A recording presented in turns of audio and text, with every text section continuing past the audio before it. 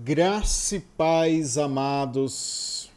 Pois bem, nós vamos aqui para mais uma aula da Escola de Profetas, né? Da nossa igreja Cavod. A Escola Cavod, né? Para obreiros que querem desenvolver o seu ministério aqui conosco na igreja Cavod, né? Mais um estudo. Irmãos, nós vamos orar para iniciarmos, tá? E logo após a oração eu vou dar aqui algumas considerações por que a gente não está fazendo ao vivo, né? Porque que essa aula de hoje foi gravada, por mais que foi divulgado aí, que nós estaríamos no Zoom fazendo ao vivo. Eu vou orar aqui para iniciarmos e logo após eu comento sobre isso e a gente entra na aula aqui, dando continuidade ao entendimento da última aula, que inclusive aqui no YouTube, quando eu postei, deu pouquíssimas visualizações, ou seja, poucas pessoas viram, tá? Preste bem atenção, quando eu mandar o link aqui desta aula de hoje, por esse link você encontra a outra aula que passou, viu? Que poucas pessoas assistiram. Então, por esse link que eu vou lhe mandar, você encontra a outra aula, tá? Fica ligado nisso daí, que é de suma importância, tá bom? Para você estar ligado nas aulas aí. Tá bom? Vamos orar. Senhor, nós te damos graça, Pai, eu te agradeço por cada um que está aqui, Espírito Santo. Cada um que está fazendo parte dessa escola de obreiros, meu Pai, da Igreja Cavod, Senhor. Que o Senhor traga, meu Pai, iluminação às mentes, aos pensamentos. Nós declaramos que o Espírito de sabedoria, as riquezas insondáveis de Cristo, sejam reveladas, manifestadas na mente e nos corações de cada um desses alunos, Pai. Revela, meu Pai, qual seja a tua boa, perfeita e agradável vontade, para que possamos experimentar, Senhor, do teu melhor. Abre o nosso entendimento, abre a nossa mente nesta aula de hoje, que possamos absorver, meu Pai, tudo aquilo que o Senhor nos quer passar, nos revelar aqui, através desses minutos de aula, Senhor. Nos abençoe, nos honre. Toma cada obreiro, Pai, cada pessoa aqui que está nesta aula firme e forte. Toma cada um nas tuas mãos e os prospera, os abençoe, em nome de Jesus. Amém? Glória a Deus. Então, irmãos, para ser mais exato, é a 15ª aula hoje. Ou seja, a outra aula que eu falei aqui, que deu pouca visualização, apesar que tinha umas 16 pessoas, você vai ver que eu falo lá na aula, tinha umas 16 pessoas ao vivo, fora os presenciais. Então esse vídeo hoje pode ser que dê mais um pouco de visualizações, porque os presenciais também vão assistir junto com vocês aqui, né? Por que eu estou gravando, né? E bem provável a próxima aula também será gravada, tá? Hoje é terça-feira. A próxima aula eu vou postar na terça-feira que vem também, tá bom? Para ficar meio igual aí, tá? No mesmo horário aí, 7 horas da noite, eu vou postar a outra aula. Nós estamos aqui numa correria tão grande, irmãos. Estamos organizando aqui a festa das crianças, agora é mês de outubro. Tanto aqui em Aparecida de Goiânia, como na cidade de Goianira, tá? Com a célula que tá tendo lá. Fora isso, na próxima semana eu vou estar no Rio de Janeiro e eu tenho que antecipar vídeos de oração para quando eu chegar lá eu não confiar na internet dos hotéis no meio do trajeto. Então eu tenho que deixar esses vídeos preparados da campanha que nós estamos fazendo aí de oração. E fora a correria da igreja e a correria pessoal do dia a dia. Então, estamos super lotados, ou seja, todo o tempo que eu estou podendo ter, assim, vago assim, eu estou tentando fazer alguma coisa, né? Então, por isso que a aula foi gravada hoje, tá bom? Então, vamos lá. Qual é o nosso tema da nossa aula aqui hoje? O nosso tema, qual é a missão? Qual é o propósito da igreja? Você já parou para se perguntar qual era o objetivo original de Deus na Terra? E quando ele então fundou a sua igreja? Quando Jesus fundou a igreja, qual era o propósito? Você sabe que a palavra eclésia, que é a igreja, né? significa chamados para fora. Para fora do quê? Do sistema religioso da época, do judaísmo pregado da época, para sair fora daquele entendimento dos templos, de um monte de coisa. Chamados para fora, né? Então, é muito importante a gente saber que a igreja ela tem que viver fora também do mundo, né? Do pecado, da iniquidade. Então, é um chamado. Irmãos, preste bem atenção. Se a gente pega aqui da origem, Deus criou a terra. Eu vou voltar contigo lá no Jardim do Éden. Ele cria a terra e cria a primeira família.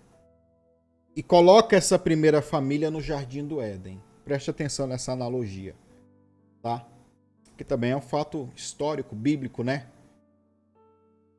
E aquela família, ela deveria ser a extensão do reino de Deus, do céu. Ou seja, era para ter sido, e foi, né, por algum tempo. Essa é a grande verdade. Foi por algum tempo. Ninguém sabe quanto tempo que é.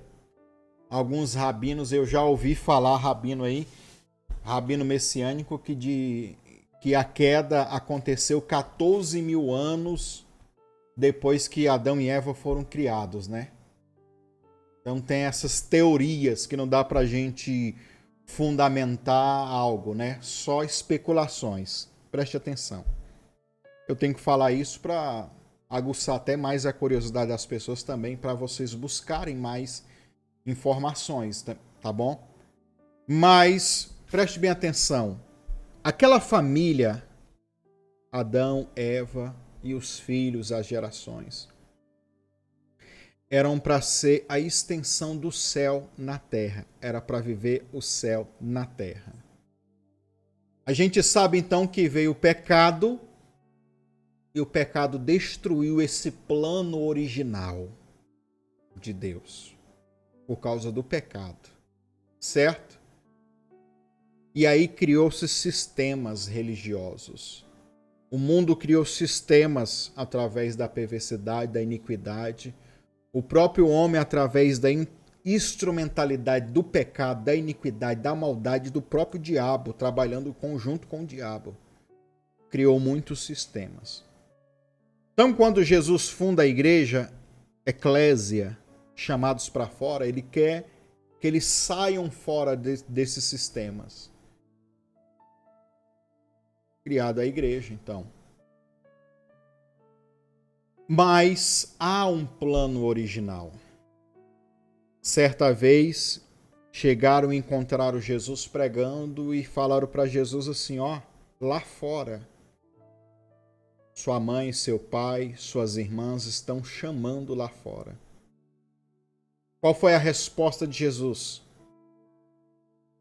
Na verdade vos digo que vós, estava falando para as pessoas que estavam ali, vocês que estão aqui são a verdadeira família minha.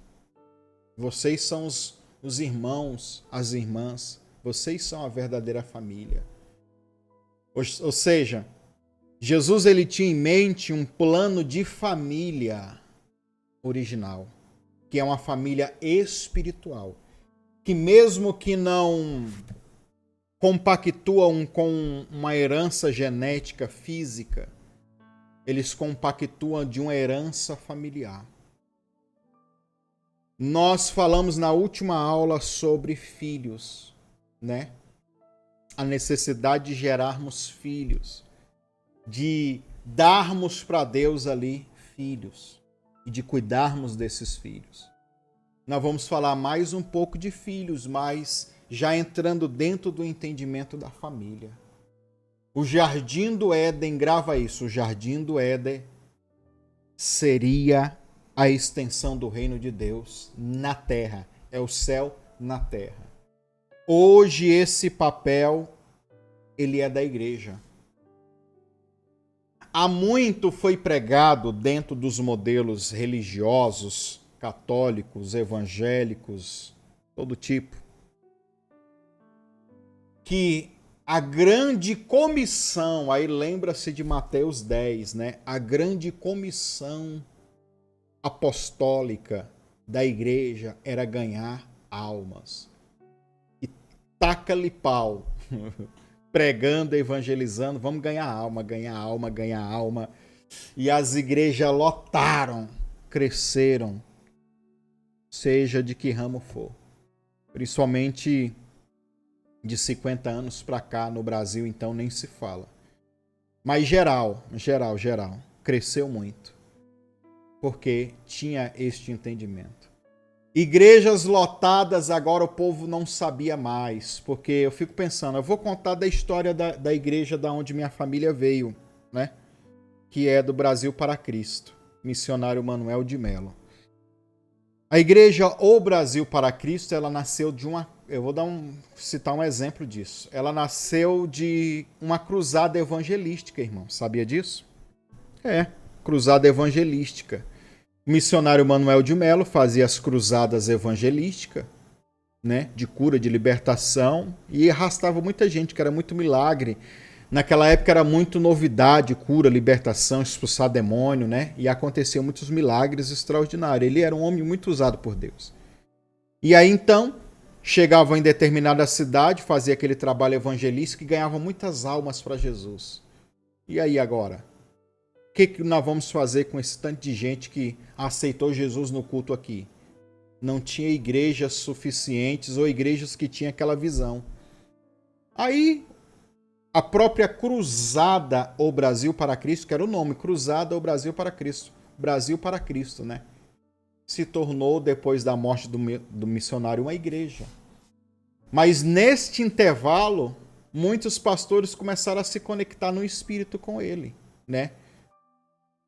Aqui, vamos dizer assim, vamos dar um exemplo. Aqui no interior de Brasília, o missionário veio e fez uma cruzada, tem muitas pessoas agora, o que a gente faz? Quem é que tá lá? Não, o João tá lá. João, cuida dessas pessoas aí. Pronto, cuidava. Essas pessoas que o missionário ganhou, entendeu? Aí o João ficava lá, tentando do jeito dele, às vezes com as necessidades, com as dificuldades, às vezes sem muito saber Bíblia, sem entendimento, sem, né? Muitas igrejas, principalmente do ramo pentecostal ou neopentecostal, cresceram assim. Pastores que às vezes não sabiam. E não é só a crise dos pastores que não tem tanta teologia, até dos grandes teólogos também. Tá? Eu conheço muito teólogo aí, gente bom de Bíblia que é professor para mim. Eu tenho que sentar e ouvir o cara. Mas não tem ninguém na igreja. Não tem, sabe? Porque também não sabe o que fazer com tanta gente. Ou não entenderam qual é o plano original da igreja. O que eu quero dizer com isso? Que não adianta a gente pegar aquela linguagem, vamos ganhar alma, vamos ganhar alma, vamos ganhar alma, se a gente não sabe qual é o papel original da igreja. Aí a gente abarrota a igreja, vai ter muita gente. O que a gente vai fazer? E eu vou dizendo para você, irmão, muita gente num lugar só, chamando um de irmão, outro de irmã, né? Irmãos, é como a arca de Noé, com aquele tanto de animais, né? Eita, 8 pessoas cuidando de tanto, imagina, urina, fezes, o trabalho, 8 pessoas para aquele trabalho, né? Com tantos animais para limpar, para cuidar, para não dar mau cheiro. Imagina, irmão, 8 pessoas. A quantidade de animais era grande. A quantidade de quem estava trabalhando era pouco. Imagina, a igreja ela está vivendo isso, entendeu? É uma grande arca de Noé, com um monte de bicho. Bicharada, né? E poucas pessoas que têm esse título de ser a família de Noé. Uma família, vamos dizer assim, do serviço, do ministério, para cuidar desse tanto de bicharada, de fezes, de urina e de tudo. Mas no meio de toda essa bagunça, Deus ele tem um propósito, ele tem um projeto. E o projeto, qual projeto é? Qual é a função da igreja? É aqui que eu quero chegar. Coloca isso na sua cabeça. A igreja, ela tem que ser uma grande família. Deus, ele é o próprio Pai, né? Já parou para pensar, porque o povo hoje fica tão preocupado assim com a figura feminina, né? E quem é a mãe, espiritualmente falando? É lógico, irmão, que Deus é pai e Deus é mãe ao mesmo tempo. Mas você que tem dificuldade Você que precisa dessa imagem de uma mãe, eu quero lhe apresentar El Shaddai. Que é traduzido essa palavra hebraica para El, que significa Deus, né? Deus Todo-Poderoso. Uma tradução muito ruim, viu, essa. Depois você pesquisa aí também. Pode pesquisar, eu deixo você pesquisar. El Shaddai significa Deus que nutre, o Deus que nutre. Shaddai, essa palavra, a raiz semântica da palavra Shaddai, significa seios, porque é a figura de uma mãe, né? Uma mãe com seios grandes, inclusive, que é a mãe que nutre. El Shaddai é o Deus dos seios grandes que nutre. Se você tem dificuldade de entender isso, é isso, próprio Deus, que nutre, que dá o alimento, que dá o carinho, que dá o amor como uma mãe, né? E realmente as figuras espirituais, elas são muito loucas, né? Você pega ali a imagem dos querubins, aqueles seres com rosto de boi, rosto de homem, rosto de animal, é uma coisa assim, uma mutação, né? Uma coisa muito louca. Então o mundo espiritual tem disso.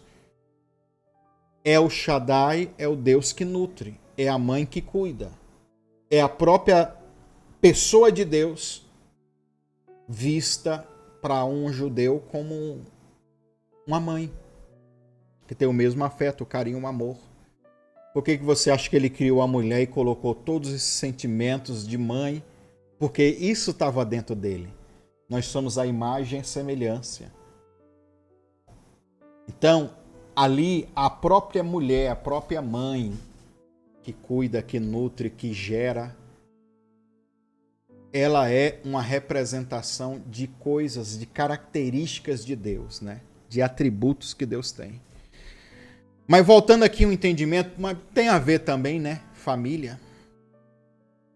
A igreja, ela deve ser uma grande família. Jesus, ele é o primogênito, né? E o filho legítimo. E todos os demais somos adotados para essa família espiritual. Então, o plano original é uma grande família. Então, a igreja tem que ser uma grande família de irmãos. Irmãos que entenderam no Espírito que são irmãos mesmo, tá? Para ajudar uns aos outros. Mas vamos lá. Eu quero ler com vocês aqui, abra a Bíblia de vocês. Efésios capítulo 1, tá? Abra aí, pega aí. É bom que vocês estão assistindo offline, né? Pode parar o vídeo e às vezes anotar, falar. Pega aí um papel, uma caneta e anota tudo para você entender. Porque depois a gente vai continuando andando nesse raciocínio, tá bom? Então nós vamos falar aqui do plano original. A igreja não é só para ser aquela igreja da grande comissão de Mateus 10, ide, expulsar demônio, curar os enfermos. Não. O chamado de Jesus você não vai encontrar em lugar nenhum na Bíblia dizendo que nós temos que ganhar alma para Jesus. A função é gerar discípulos. E é interessante que os próprios discípulos, né, querendo ou não, eles geram uma filiação com seus mestres. Se torna a extensão da família, né? Ao olhar de um discípulo para um mestre, nós temos um pai e um filho. Como um pai que ensina um filho coisas da vida, o mestre vai ensinar o seu discípulo, um rabi, né? Um mestre vai ensinar para o talmide, coisas que esse discípulo vai levar para o resto da vida, né? É interessante isso. Então, o plano original é ser uma família. Eu vou ler aqui do primeiro versículo de Efésios capítulo 1, que diz assim: Paulo, apóstolo de Jesus Cristo, pela vontade de Deus, aos santos que estão em Éfeso e fiéis em Cristo Jesus. A vós, graça e paz da parte de Deus, do nosso Senhor Jesus Cristo. Bendito Deus e Pai de nosso Senhor Jesus Cristo, o qual nos abençoou com todas as bênçãos espirituais nos lugares celestiais em Cristo Jesus, como também nos elegeu. Eu não vou ficar pregando em cima disso, tá? Mas algumas palavras-chave a gente pode citar, tá? Deixa eu ver se eu preparei aqui. Elegeu.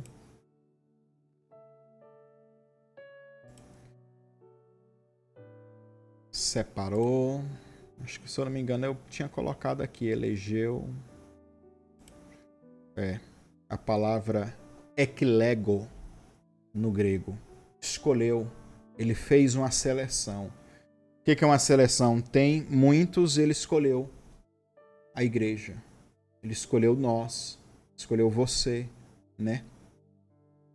Então, essa palavra eklegos, estou lendo aqui na concordância Strong's, eco significa fora, lego falando para uma conclusão, significa escolher, lego, ou seja, escolheu de fora, né? Aí nós temos aí, voltamos ao conceito de eclésia, chamados para fora. Se você pega esse entendimento, chamados para fora, e pega aqui a palavra escolheu, é dentre aqueles que estavam no mundo, nesse sistema maligno, a igreja foi aqueles que ele escolheu. Escolheu e trouxe para fora.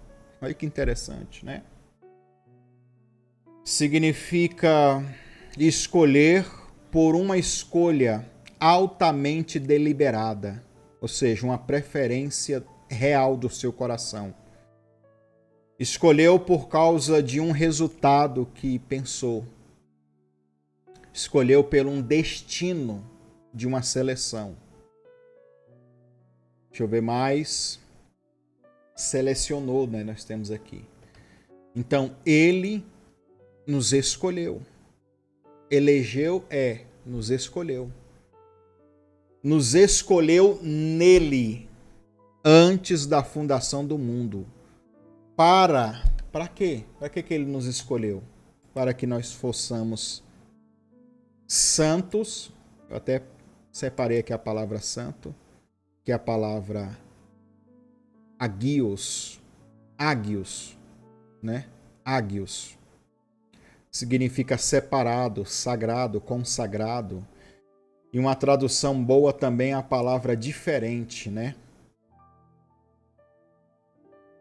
Para que fossemos diferentes, separados ou diferentes. Santo é isso, separado, diferentes. O crente tem que ser diferente.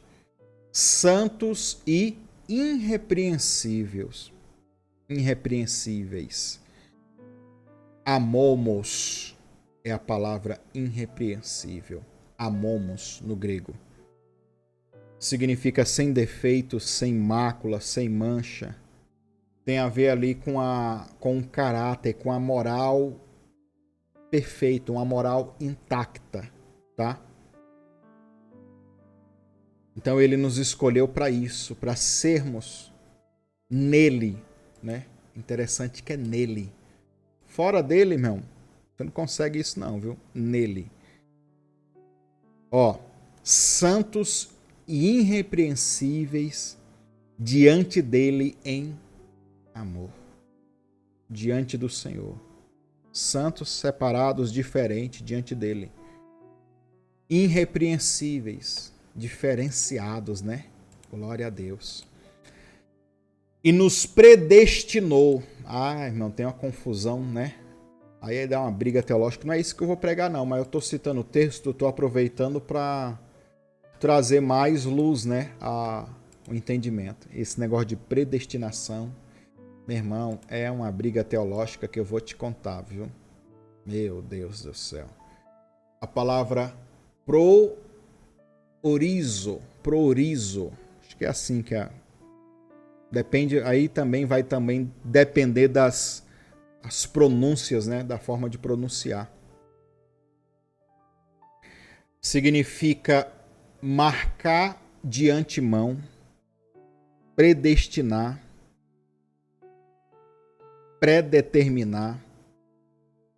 É a composição de duas, né? Tem a preposição proorizo, que é a palavra, né? Proorizo, tem dois O, proorizo. Proorizo é composto por pró, que significa antes, orizo, estabelecer, ou seja, que estabelece antes. Em outras traduções também pode ser estabelecer limites, determinar limites, né? Se você pega aí predestinação, predestino. O que é destino? É onde você vai chegar. Tem a ver com limite? Tem. É Deus está demarcando ali, ó. Você vai caminhar até ali. Vai até naquela esquina. Quando ele fala vai até na esquina, ele está dizendo, você vai chegar até lá. Você olha para aquela, até chegar na esquina e fazer, meu Deus, quantos vales, montes, buracos, perigos. Mas se ele determinou, você vai chegar lá. Tá me entendendo? E isso é dentro desse conceito de predestinação, que o povo vira uma briga. Tem umas coisas simples de você entender quando você pega o original. Então, predestinar, ele já estabeleceu um limite aonde você vai chegar. Você entendeu? Aí, com esse conceito, aonde eu vou chegar, qual é o meu destino, aonde eu vou nele, preste atenção, ele nos predestinou para sermos filhos. Então, qual é o limite? O limite é sermos filho dele. Filhos de adoção. E dentro do entendimento espiritual, como da época também, tem o mesmo valor de um filho legítimo. Jesus, ele é o filho legítimo, mas por predestinação, o próprio Deus, ele nos deu, aqui a predestinação é para isso, ele nos deu esse poder de sermos os filhos. Nós podemos chegar lá, está predestinado, já, né? Por quê?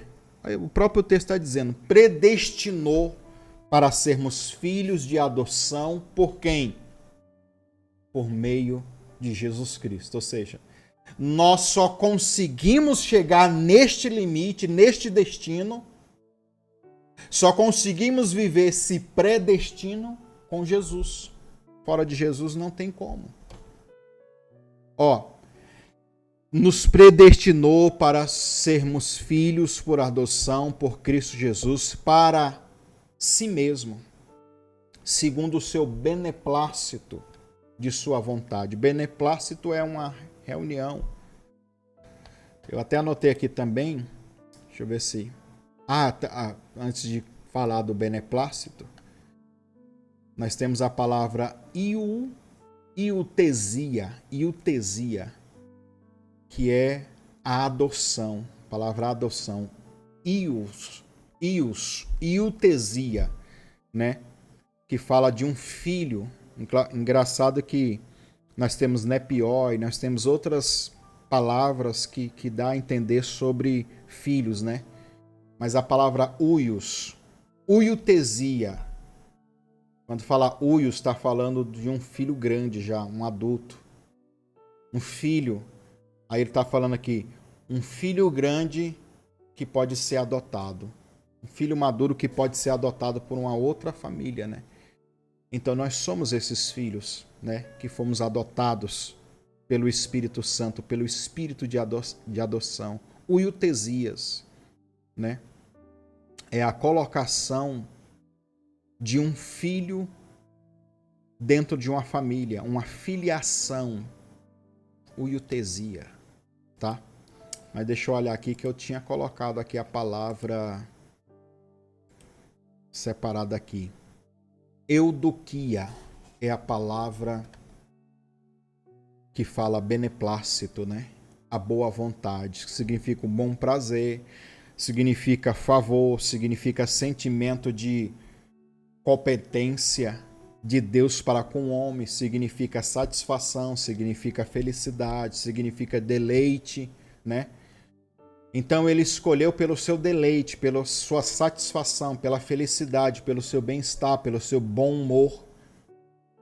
Ele escolheu nesta medida. Então ele estava de bom humor quando ele escolheu, nos predestinou. Ele estava com bom humor. E glória a Deus por isso. Ele não estava na ira, ele não estava na raiva, ele não estava revoltado. Ele nos escolheu porque ele estava de bom humor, né? E glória a Deus por isso, tá? Para quê? Para que ele nos escolheu? Para o louvor da sua glória e da sua graça. Louvor é elogiar, né?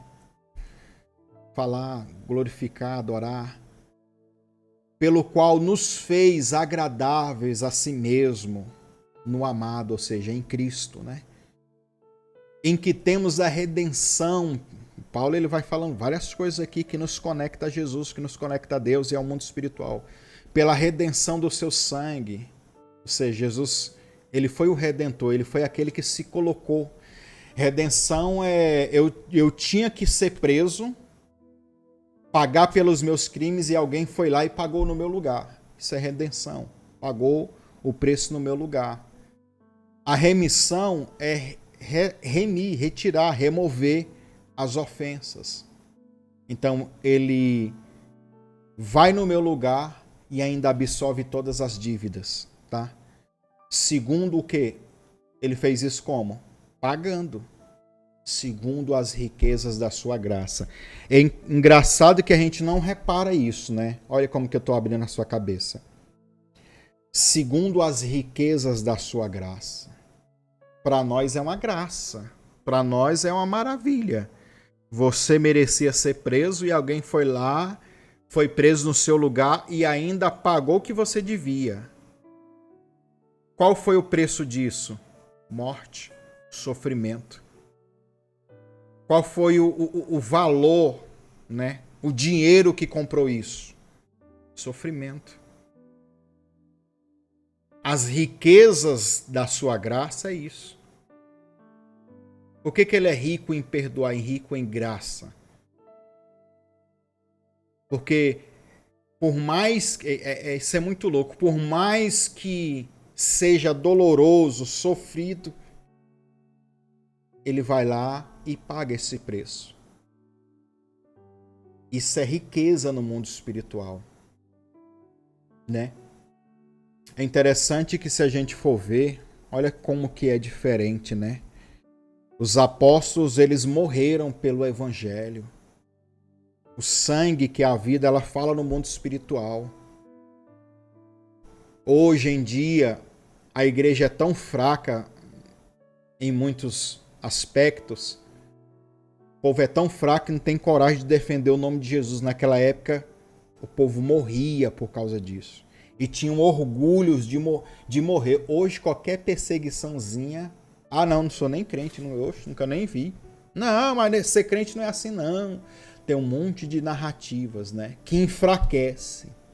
Ninguém tem coragem de morrer pelo nome de Cristo. Se a corda apertar, aí nós vamos ver, né? Tem um monte de política, de gente disfarçada de cristão, falando, eu sou cristão. Ser cristão, irmão,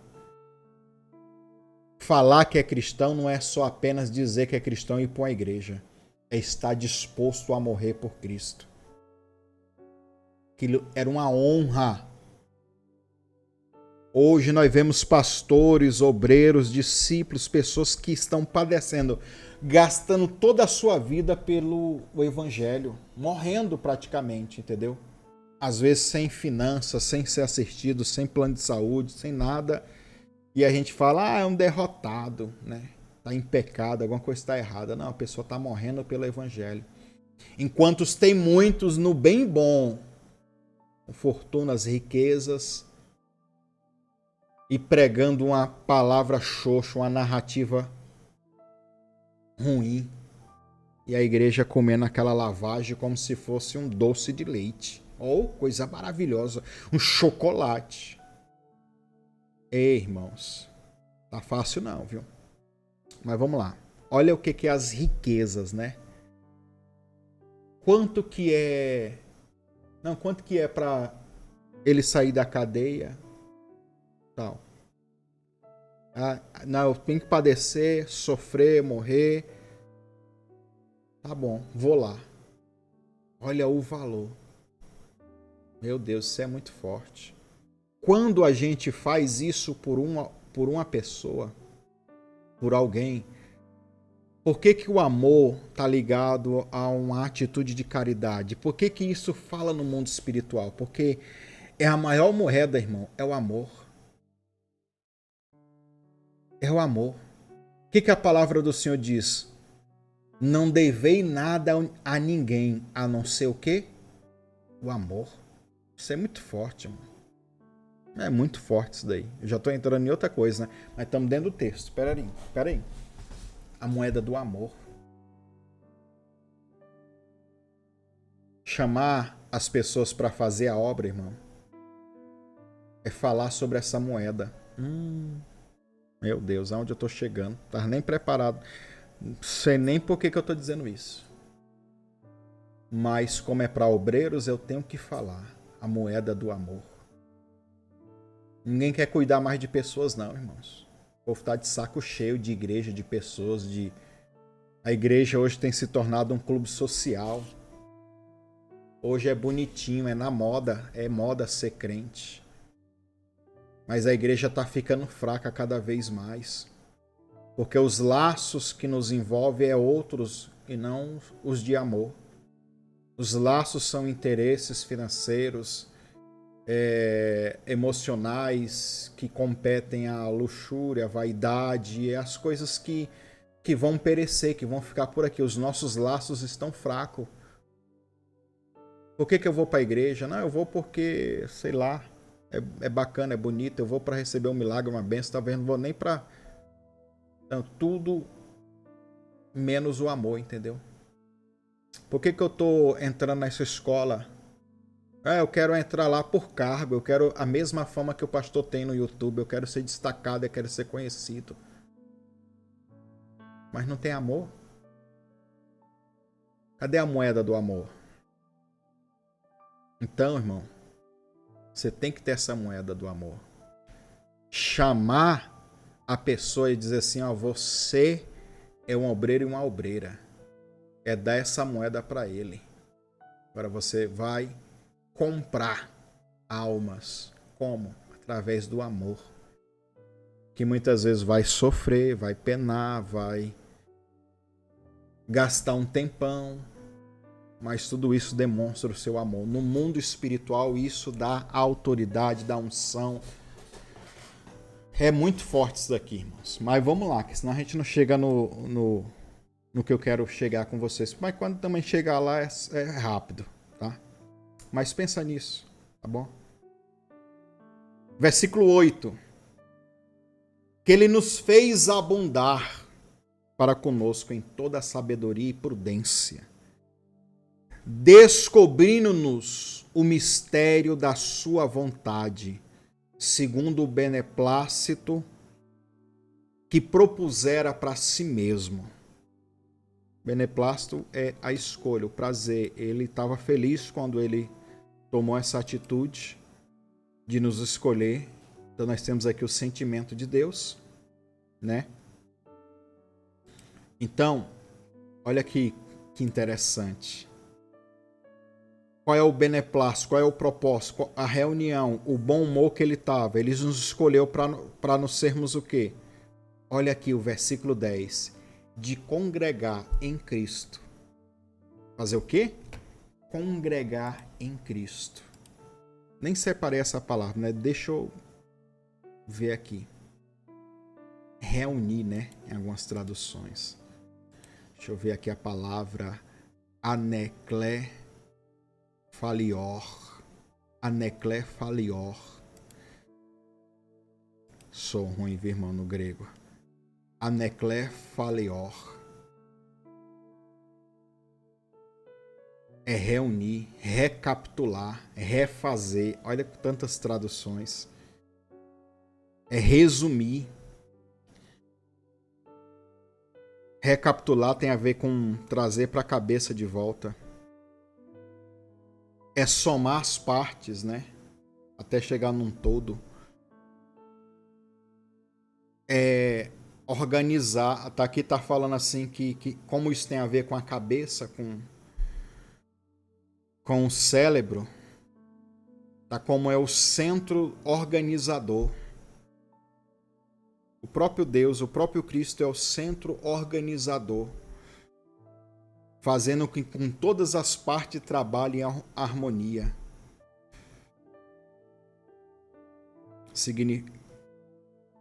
Por exemplo, anecafalior. Essa palavra kéfali, que significa cabeça, kéfali. Significa cabeça, raciocínio. Então tem a ver com o centro organizador. Então ele propôs, ele se reuniu e decidiram de congregar em Cristo. Cristo, então, é a cabeça pensante, que reorganiza tudo, que resume tudo. Então o texto vai dizer assim, de tornar a congregar em Cristo todas as coisas. Aí você me pergunta, pastor, o que é todas as coisas? Todas as coisas é todas as coisas, irmão. Todas as coisas no céu e na terra, porque é isso que nós vamos ver aqui, todas as coisas na dispensação da plenitude dos tempos. Eu já falei algumas vezes aqui sobre a palavra dispensação, que também é uma palavra muito conhecida dos estudiosos, né? Gostam de falar de dispensação, que é a palavra oikonomia. Significa mordomo, significa administração, significa assuntos domésticos, né? Oiko, a palavra oiko significa casa, né? É como administrar uma casa. Então, a dispensação significa também um dispenseiro, uma pessoa, um garçom que vai servindo, que vai fazendo ali trabalhos dentro do lar, de uma casa, entendeu? Em determinado período. Esse mordomo, esse servidor, esse dispenseiro, ele vai gerenciar o tempo, tá? Ele vai gerenciar o tempo, então ele sabe como administrar. Então a dispensação do tempo isso aqui é muito fantástico quando você entra assim na raiz da coisa, né? Na dispensação do tempo, ou seja, nós somos... Paulo, ele chegou a falar, eu sou um dispenseiro da graça, ou um mordomo, um servidor, eu vou dispensando, eu vou entregando. Então, a igreja, nós temos esse papel de ser esse dispenseiros da graça, né? Aqui ele está falando a dispensação da plenitude do tempo, ou seja, até que tudo se cumpra, a plenitude é completo, tudo. Até que tudo se cumpra, tem alguém que faz essa organização. Então, até chegarmos na plenitude de tudo, na plenitude do tempo, ou dos tempos, como aqui no plural diz, né? O propósito é reunir, congregar. Então nós temos uma função, reunir, congregar todas as coisas em Cristo. A sua vida, a sociedade, tudo vai se reorganizar em Cristo, porque Cristo é o centro, é a cabeça, tá? É a cabeça pensante. Tudo vai se organizar em Cristo. Tanto as coisas que estão, aí ele vai dizer, tanto as coisas que estão no céu como as coisas que estão na terra. Pronto, é aqui que eu queria chegar. é voltar ao plano original lá do Jardim do Éden, de ser aquela família.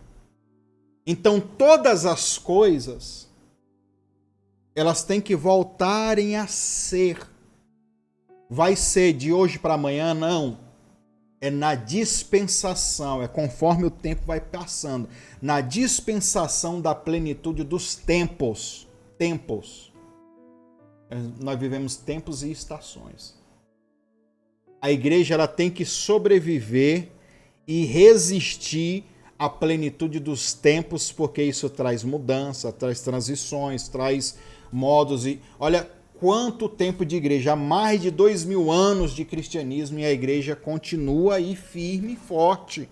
Ela tem se resistido. Mas o diabo ele quer destruir esse plano. E aonde ele está investindo? Dentro da igreja. Porque se a igreja era para ser uma família, a igreja hoje, em alguns contextos, em alguns lugares, em algumas visões, é tudo menos uma família. É uma empresa, é um clube social, é um monte de coisa. É um passatempo. Hoje a igreja é entretenimento, é um monte de coisa. Mas tirando as coisas supérfluas, humanas, e coisas que a gente cria mesmo, irmão, qual é o propósito? De ser uma família. Eu vou lhe perguntar, todas as famílias são iguais? Não são. E pior, que a igreja ela reúne tribos e nações. Tribos e nações é uma promessa que Deus ele deu para a igreja. Lá em Apocalipse, lembra? Tribos e nações, línguas, idiomas. Então, é várias culturas, folclores, famílias, tribos diferentes convivendo junto em harmonia. É congregar esse povo todo em um modelo de família. É o índio com o negro. Eu estou dando um exemplo natural. É o preto com o branco. É o europeu com o brasileiro. O que mais? N's e N's e N, muitos e muitos e muitos e muitos exemplos. Dentro de segmentos culturais, música é um roqueiro com um forrozeiro. Você está entendendo? Então, é reunir tudo isso dentro de uma família. É o calmo com o agitado. Então, olha que coisa né? A igreja, ela tem um papel de reunir esse povo todo e ainda ser a extensão do céu na terra. Porque o propósito aqui de que Deus nos escolheu, nos predestinou para sermos filhos. Nós temos a redenção do seu sangue, ele abundou em nós a sabedoria, a prudência. Ele revelou o mistério da sua vontade, segundo o seu o bom conselho. E qual era esse segredo? Versículo 10, de congregar todas as coisas em Cristo na plenitude da dispensação dos tempos. Tanto as coisas que estão no céu, como as coisas que estão na terra. Isso é muito louco, meu irmão. Sermos a extensão do céu na terra através de uma família grande. Lembra da moeda do amor. Sem isso a gente não vai. Lembra da moeda do amor. O amor também, irmãos. Quando você oferta, quando você dizima, você está amando alguém, ajudando alguém. Quando você ora, quando você vai lá, intercede, você está amando alguém. Ou seja, todo tipo de benefício que você puder fazer por uma pessoa, faça. E principalmente quando você carrega o nome de Cristo, de ser um cristão, faça. É o nosso propósito. É viver o céu na terra. esse assunto é tão complexo que eu não quero nem entrar aqui em uns assuntos mais pesados ainda do que isso, porque quando a gente lê isso aqui, quando eu leio isso aqui, eu me lembro da teologia do milênio. É muito louco, irmão. É o reino de Deus na terra. Haverá um período que o Messias vai reinar na terra, e nesse período a Bíblia ainda disse que muitos não aceitarão o governo do Messias, o governo de Cristo, ou seja, mesmo a igreja já estando aqui com o corpo glorificado, gente com alto nível de poder, os céus vai ter invadido a terra, vai ter nações que ainda vão ser dominadas pelo povo de Deus, pelo próprio Messias, entendeu? Só que não é o Messias político que o judeu espera, é o Messias Cristo. E a igreja, que somos nós, iremos governar as nações junto com Cristo. Sabe, toda essa sede que o povo tem pelo um governo, realmente, tanto em qualquer lugar do Brasil e do mundo, de ter um governador, um rei, seja lá qual for o nome de figura, terão o Messias. Só que o reino do Messias não vai agradar a todos, porque é um reino santo. É muito forte, irmão. Isso aqui dá pedal, dá engajamento para outros e outros assuntos, que não é esse assunto agora. Mas o propósito dessa aula hoje foi: qual é o propósito da igreja? Essa é a extensão do reino dos céus. Porque o próprio Deus já predestinou, escolheu, colocou dentro de nós o Filho, Jesus Cristo, através do seu Espírito, que é o Espírito de adoção, para que também nós sejamos filhos, a fim de congregar todas as coisas do céu, terra. É o céu na terra. Você, irmão,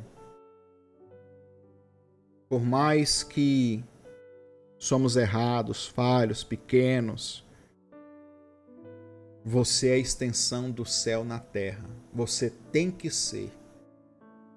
A igreja tem que ser a resposta. Quando alguém necessita, tem que ser a resposta. Quem é a igreja? É um nome? É um CNPJ? Não, é você. Você tem que ser essa extensão. Tá bom? Na próxima aula, nós vamos entrar dentro do conceito de filho. Que lembra que eu citei o conceito de banar ou ben? Banar significa construir, edificar. Ben e banar são duas palavras hebraicas. Ben é filho, banar vem de ben, né? Da ideia do filho construtor. Nós vamos entrar dentro desse entendimento um pouco e vamos continuar também falando sobre esse entendimento. Então, ou seja, se fosse resumir a aula hoje, a igreja ela não foi só chamada para ser a igreja da grande comissão. A igreja foi chamada para ser a extensão do reino na terra, do reino de Deus na terra, o céu na terra, e de sermos uma família muito grande, que reúne tribos, línguas, povos e nações, como diz lá em Apocalipse. Nós devemos ser. A questão é que não entrei no mérito. Há caráteres, há pessoas, há humor, há entendimentos, porque cada pessoa tem o seu caráter, tem o seu humor, tem o seu entendimento. E o nosso propósito é suportar uns aos outros. Vai ter aula sobre isso também. Mas que Deus possa abençoar você. Espero que você tenha sido edificado hoje. Muita coisa aqui eu estava em mente. Outras coisas aqui o próprio Espírito Santo me impulsionou, eu falei. Mas que você guarde essa palavra no seu coração. E na próxima aula a gente continua. Senhor, nós te damos graça, te agradecemos por essa aula, por esse dia, por esse momento. Abençoa cada um dos teus filhos, Pai.